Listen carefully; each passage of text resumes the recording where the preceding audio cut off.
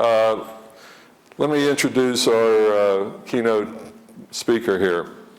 Mike Powell, some of you may have heard him. He spoke at an annual conference several years ago. Since that time, he has been featured on a segment of E60 Sports. He was featured in a pretty lengthy article in Sports Illustrated. Mike is a high school wrestling coach in suburban Chicago. His school team has won 2 state championships. 10 of his wrestlers are individual state champions, and 31 of his wrestlers have been all-state wrestlers. As you can tell, Mike is a very accomplished wrestling coach, but that's not what he's here to talk about. Mike was inducted into the USA Wrestling Hall of Fame a few months ago. And so he's received a lot of recognition for his wrestling accomplishments. But he's here to talk about the disease that many of you are familiar with. Most people, most of his students and his graduates probably still think of Mike as the strong man, as a wrestling coach who taught him how to wrestle. But life's changed for Mike, and the message that you're going to hear is that no matter how strong you are, no matter how accomplished you are, this disease will bring you down a few notches. You literally need to pick yourself up and get on with life. And so with that, I'm going to ask Mike to come up and tell you his story and the lessons he's learned. Mike Powell.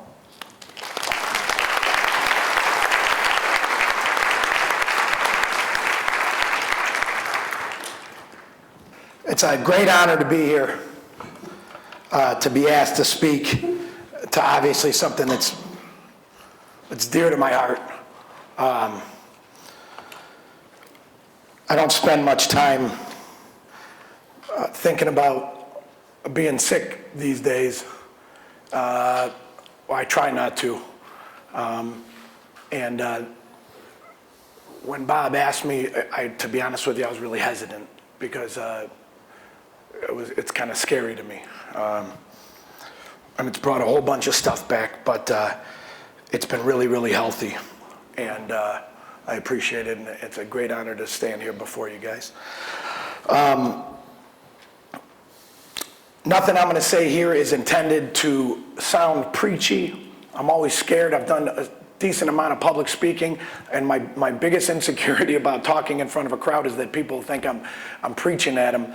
I don't have anything figured out. Okay, I'm just a high school wrestling coach who was a screwball kid at one point, and was a decent wrestler and coach, and then I got polymyositis. Okay, so please don't take that anything I say that way. Sometimes I can be pretty absolute when I say things. So, 2 things. If anybody was in St. Louis, we can't remember what year it was when last I spoke. Bob, the Sports Illustrated article had come out. Bob asked me to come speak. And 2 things that you'll remember from there, and if you don't, you'll see here in a second. One, I'm in no way a professional speaker, so please lower any expectations you might have. And 2, in the next half an hour, I'm definitely going to cry. Okay, so macho men cry too. So I have nothing profound to say, to you guys. I'm only here to remind you of the great things in life. And I'm going to tell you a little bit about my backstory, and then I'm going to get right into some of these things that I've been really thinking about a ton. And I already mentioned, when Bob asked me, I was really kind of fearful about what emotions it might bring out planning a speech like this and having to come down here and talk about my feelings. But I also had some other things going on in my life. So I got really, really sick in 2009, and really sick, 27,000 CPK, and I was falling down. And if you watch the ESPN thing, and I hate that video, so if you're going to do anything, please read the Sports Illustrated article. I look like a much nicer person. They find like the 3 times I'm screaming at kids and put it on the video like 40 times. I'm not that kind of coach. But I was a guy that, I was super physical. And I really defined myself by my physicality. You know, I was a pretty darn good wrestler, and you know, I was the guy that was out doing more pull-ups than everybody. I was a rock climber and you know, I took my kids backpacking every summer into the remote areas of you know, all over the states. And you know, my first 2 years of teaching, I didn't know, you know, I lived 10 miles from school, and I rode my bike to school every day. And We're okay back here. you know, I was proud of, you know, I worked out every day, a lot of times twice a day, and I was proud of the energy I had in that, and it was stripped from me. And I went through some real hard times. I've made a good rebound, and I'm doing pretty well. You know, I have active disease, but you know, I'm manageable. So at about 2011, when I became manageable, I started really getting at my wife about having kids. And you know, all I've ever really wanted to be, I mean, besides a wrestling coach and a teacher, is a father. And so I started really, my wife, who I call Pinky, Elizabeth, she probably wouldn't be too happy if I called her Pinky. I know I'm on camera, sorry, Pink. She, you know, she said, you know, I need to know that you're going to be okay, and I need to know that, you know, these certain things are going to happen.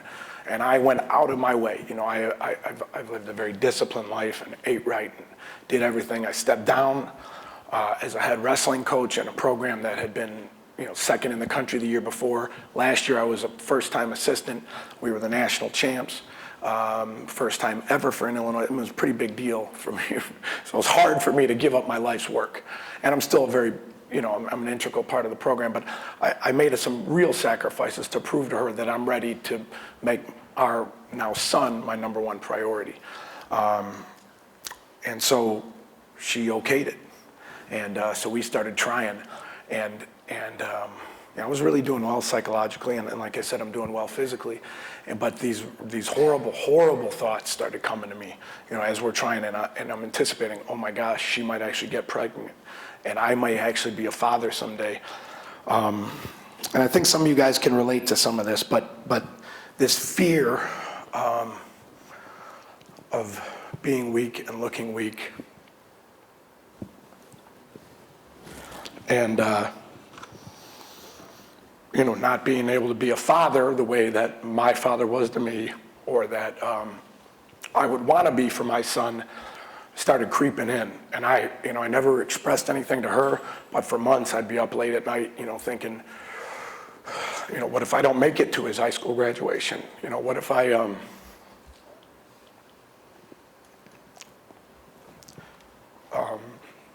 turns out it was a boy, so I'm going to use he, but he or she. You know, what if I can't throw the ball with my kid? And what if I don't have the energy at night to be present with him and study with him? And, you know, it's really scary. And you have this horrible feeling, which I know a lot of people, IBM, Dermato, or Poly, whatever you may have, you know, you fight this kind of lonely feeling of worthlessness. And, you know, guilt. You know, I felt like, here, this is going to be my responsibility, and what if I, you know, what if I can't do it? And I had a friend and a mentor over one day, and we're sitting on my back porch. He was my first wrestling coach, and he now is our freshman coach. So I've known this guy since I was 5 years old, 45 pounds. Killer, 45-pound killer. But you know, I said to Fred, and for months I've been thinking about this, Fred, and I got to run it past you. And I said it, and I had tears in my eyes, and I said, and I don't know if I could do it. And Fred said to me, he's real deliberate, so of course he took like 3 minutes to answer, where I'm hanging on him, you know, and what this man says to me is important. He's smart and thoughtful, and we love each other dearly. So he said, you know, that's not the Mike Powell I know, you know. At what point did your disease decide who you were going to be? And he said, you still have as much to give as anyone I know. You might have to give it in a different way, Mike, but you have a lot to give, and you have a lot to look forward to, and blah, blah, blah, blah, blah. So at that moment, I realized I had been a complete wimp and given in to, and don't get me wrong, I know a lot of people here have a lot of fears, and I'm using wrestling coaching terms, being a wimp. But I realized, I had given into this thing that I had really fought and thought I had mastered. And the truth is, you don't master it, it's always there. You have to actively beat it. And these psychological issues, I kind of allowed them to creep back in. And this self-doubt and the worthlessness, the horrible feelings of loneliness and fear of what's coming ahead, they kind of had overtaken me a little bit. And when Fred said that to me, I got, again, I know this is not right because I'm tired all the time, and I know you guys can relate, but I don't know how it's possible to be tired all the time and also be an insomniac, but I am. So I do a lot of my thinking, and I don't journal. Having a small bladder, I think having to get up like 3 times in the middle of the night doesn't help, because then I start thinking about horrible things. And I don't journal, but I do write down. I do journal. I just do it electronically on my phone. So I spend a lot of time writing notes down in my phone. And that night I wrote to myself, you had resolved years ago to not give in to this stuff, and it's time to step up and become the father that you want to be. And it might not. I might not be able to throw the ball with the kid, but there was a lot at that point to look forward to. And I wrote some things down. I wrote 5 things down, and I've been thinking about them a lot. And I absolved to keep these on the front all the time. And oops, excuse me. And again, this is nothing new. Just 5 things that I think everybody should think about.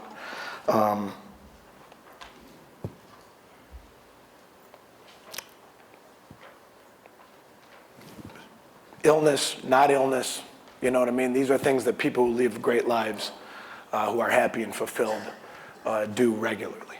And the best times of my life since 2009, these have been present. And since that night with Fred, I have worked hard. And I now have a 7.5-month-old son. It's funny, so from 2009, I cried for like 6 months, and then it became hard. I couldn't cry at all. And then when we decided this is an aside, that when we decided we were going to have a kid, all of a sudden I could cry again. Then we had a son, and for 60 days in a row, minimum, I cried every single day. And I cry minimum 3 days a week. So I can't mention them without crying. I mention them to my wrestlers, and I cry in front of them. So sorry if I have to stop a bunch. But 5 things I want to constantly keep on my conscience. And they're all choices. And I want to use that word several times in the next couple minutes. We choose how we feel up here. There's not too many people in this room who get to choose how they feel physically. And you can do your diet, and you can live a disciplined life, and you can do what the doctors tell you, and you can live regimented, but in the end, the one thing we really know we have control over is our thoughts. But it takes conscious everyday living, and it takes choice. And you can choose to wallow in self-pity, or you can choose to do some of these things that I'm talking about. And I know it's ever present. Like I said, I thought I'd beat it. I fell for it twice. If I fall for it 3 times, I'm never coming up here again. All right? But if it's not conscious, it creeps in. So first is and I'll go through these and give some background and some thoughts that I've had about these. But you choose to live courageously first and foremost.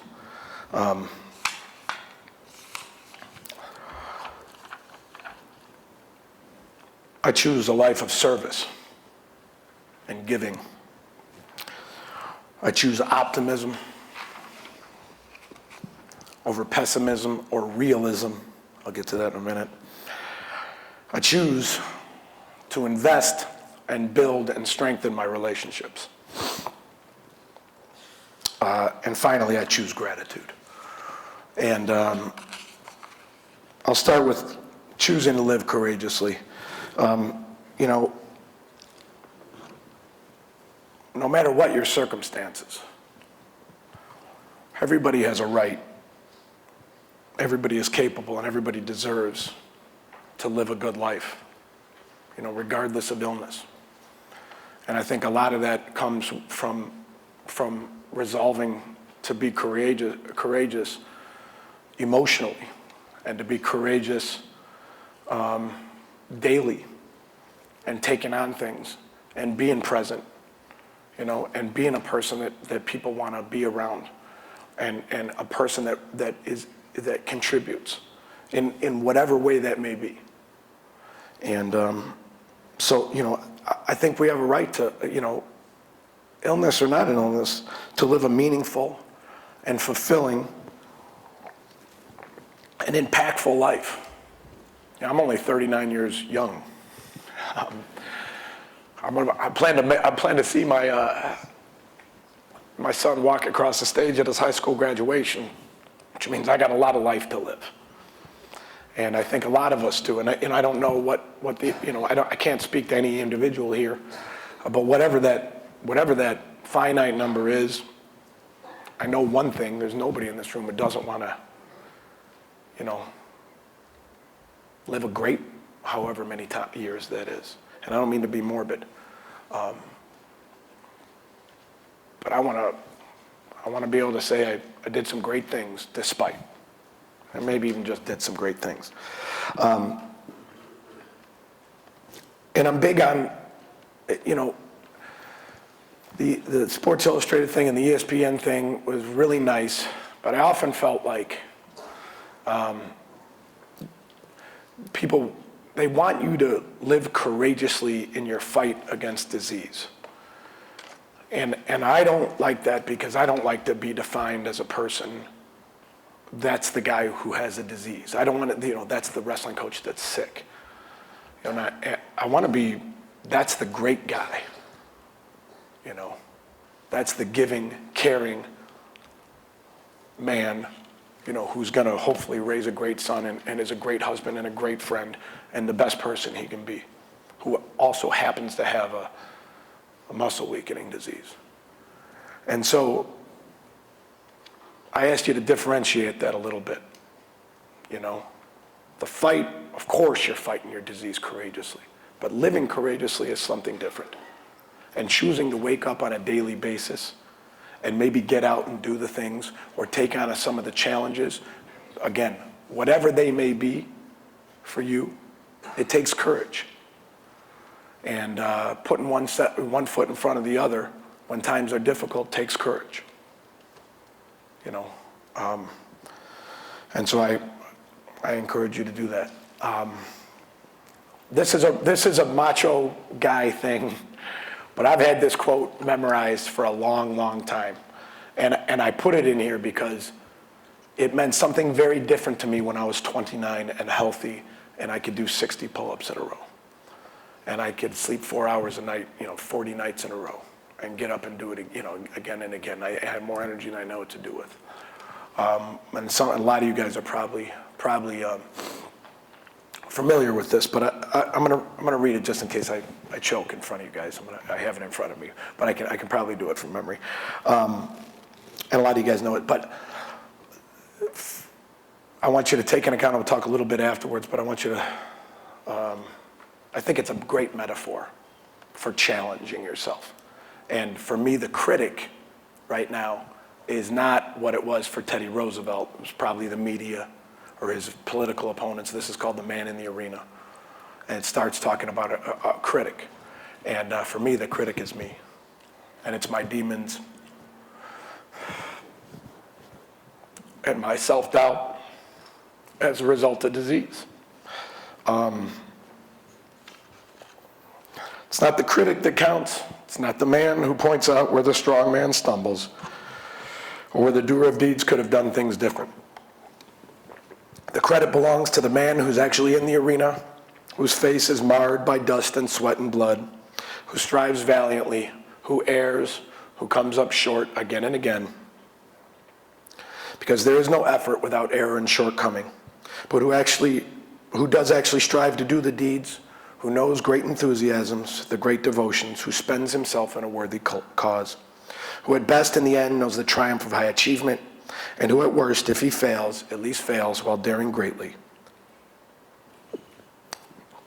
so that his place shall never be with those cold and timid souls who know neither victory nor defeat. So I originally memorized this, and I know some of you guys are thinking, asking yourself, why did I read this? But I originally memorized this so I could say it in front of my wrestlers, and it would sound awesome about getting in the arena and having your face marred with dust and sweat and blood, and you're a gladiator. And now,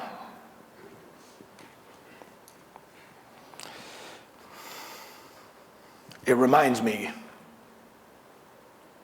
to be courageous enough to have a son and do the very best I can do by him, to be in whatever, and my arenas are very different than they were before, as I'm sure most of you guys.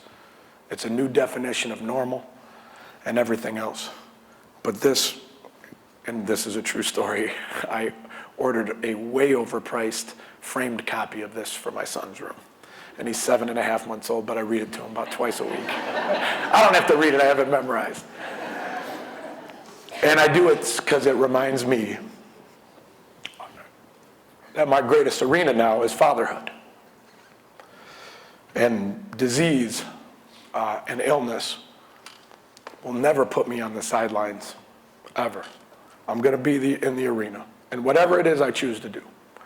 And I'm always going to step out in the arena. And I'm always going to be, in some way, shape, or form, hopefully, a man who dares greatly. I never want to be a cold and timid soul. And I feel like disease and the loneliness that comes along with it can really push you into that hole. And it can really push you to the sidelines. And I want to encourage you to get out there and be courageous in whatever it is you're doing.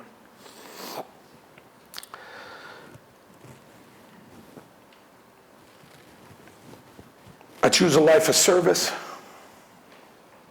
And again, service, I chose the word service to remind me that there's great reward in giving and living for something bigger and greater than yourself. And I know different people serve in different ways. People serve their God. People serve the military. You serve your family. You serve your employees or your employer. You serve your community. But I'm thinking a little bit beyond that. And, serve your relationships. And you serve this. And I think there's a level of self-absorption that naturally comes with illness. Everybody's always asking me how I'm feeling. It drives me nuts. And I'm sure a lot of you guys can do that too. I'm doing great. I tell them I'm doing great whether I'm doing great or not. So stop asking. I'm always doing great. I'm sure a lot of you guys are doing that. But, and it's almost like they want you to have this kind of narcissistic, self-absorbed view of yourself as this sick person. And I don't believe it's healthy. And so I put this idea of service down for me to remind me that the best life I can live is in the service of my loved ones. My son, my wife, my family, my father who's here, my wrestlers, my community, and everything else. And I got a couple quick stories about that. So in Washington, Illinois, I don't know if any of you guys will remember this, was devastated by a hurricane a couple years ago. I called my best friend in coaching, one of my very best friends in coaching. Guys, I don't know how it's possible that a hillbilly from Deer Creek, he's actually from Deer Creek, I call it Deer Creek. I'm an urban guy, he's a country guy, just outside of Washington. I don't know how we could ever become such great friends, but he's like a brother to me. And so our guys train together. I know all his guys, he knows all our guys. We both run pretty good wrestling teams. And so this guy, Brian Medlin, I called him and I couldn't get him on the phone and I was freaking out. I'm watching the news and the town was devastated. And I finally got a hold of him and a bunch of his wrestlers. houses had been wrecked, and his wrestling coach, high school wrestling coach, his house been just floored, devastated, while they were in their basements, and it was a pretty scary episode. So I got off the phone, and I was like, man, if this was 10 years ago, I would get in my car, I would drive to Washington, I'd be down there for a week, and I'd be kicking butt with Medlin. But I can't. And I felt horrible about it. And the next day I'm talking to one of the coaches, and I'm like, I'm helpless. I can't do it anymore, you know? And he said, well, Mike, you know, I know you can't do it anymore. Why don't you organize the whole Husky wrestling family? Why don't we go down there and spend a day?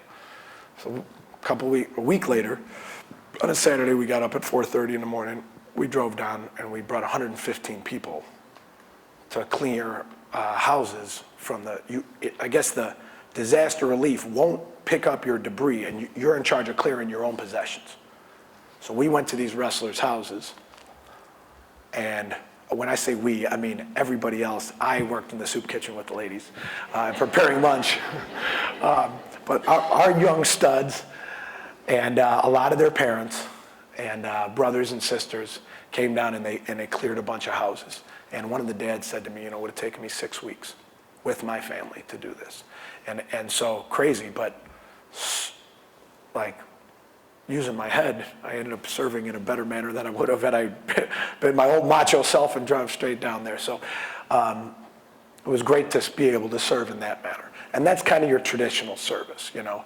But I get this other story that my sister shared with me not too long ago. My sister is one of the greatest people I've ever met. Just a wonderful, wonderful, kind, and giving person.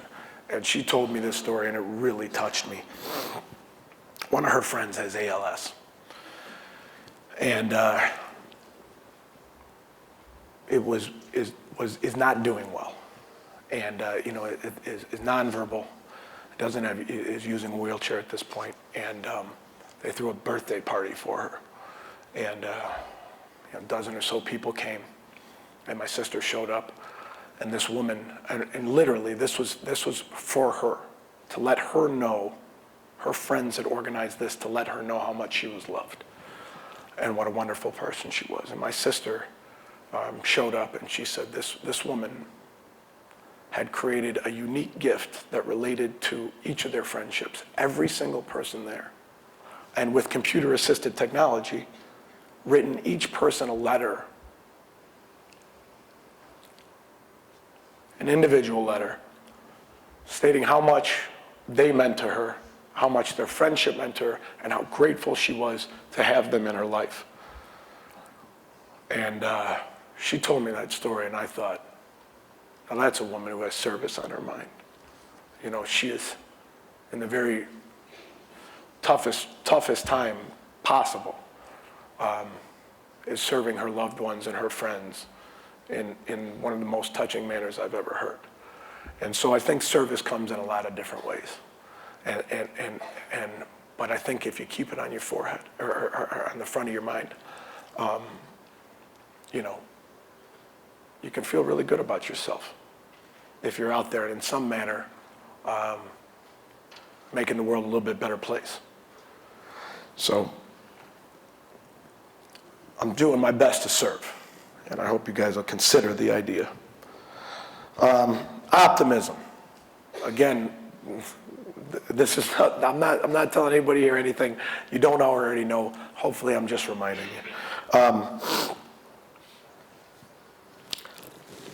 I'm a naturally pessimistic person. And for a long time I called myself a realist. I'm not a pessimist, I'm a realist.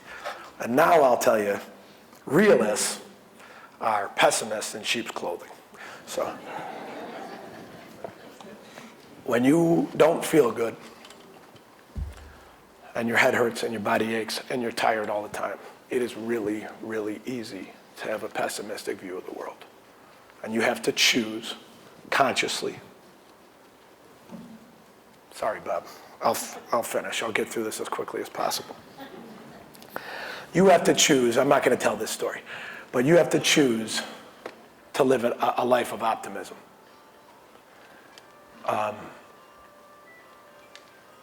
You know, that's within our control.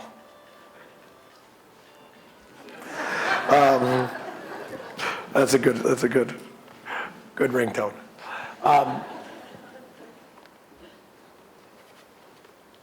Pessimism, not courageous. Optimism, conscious, choice, courageous. And I'm cutting that short because I want to get to the rest of this before Bob cuts me off. How much better is the world if you see it as a wonderful place, right? If you choose to see the goodness in the world, and it's all over.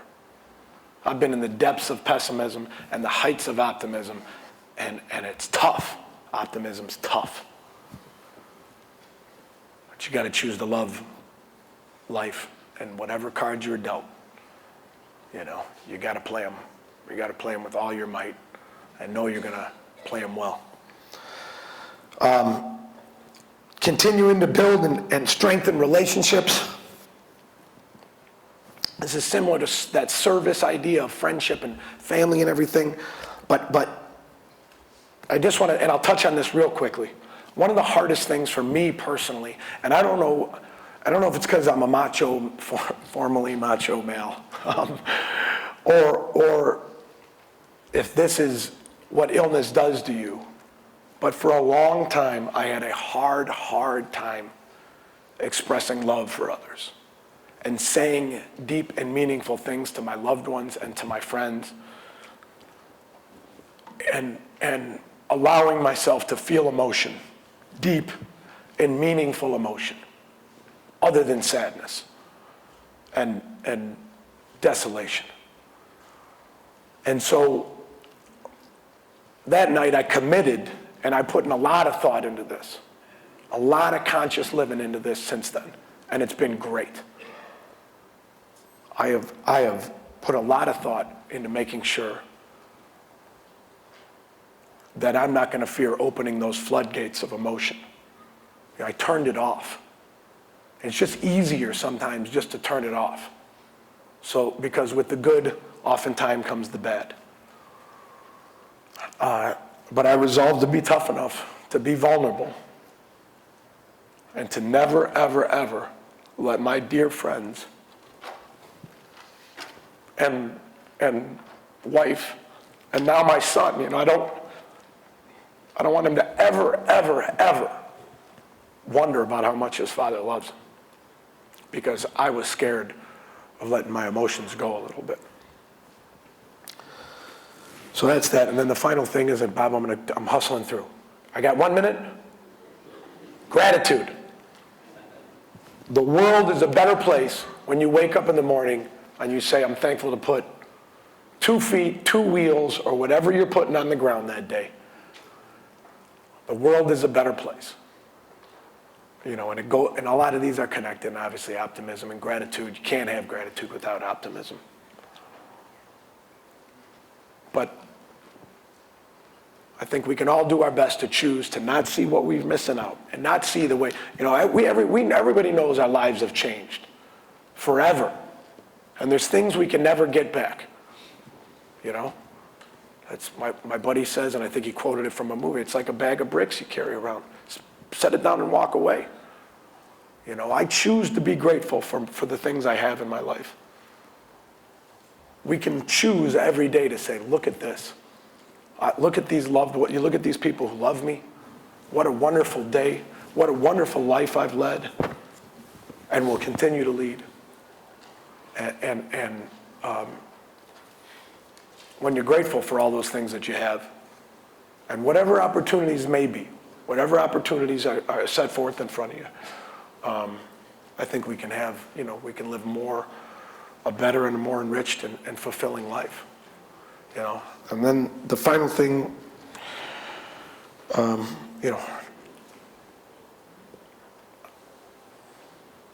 never gonna play soccer with my kid. I might be able to kick a little bit of ball around. So I'll teach him chess. You know what I mean? And, I'm not going to wallow in that. I'm just going to spend my energy where I can. And I'll find a coach who can teach him soccer. I'll get a big brother from the Boys and Girls Club or something. But, if you choose to love life and you choose optimism, and you choose to be in the arena every day, whatever lies ahead is going to be awesome, you know? And it doesn't have to be bad, I don't think. I think it can be great. And, you know, when I lay my head on the pillow for the final time, I want people to remember me, or my son to remember me as a man of courage and optimism, a man who's grateful for every day, who loves deeply, and is good. You know, I don't want to ever be defined in the wrong way in that respect. So that's all I have, Bob. Thanks a lot, everybody.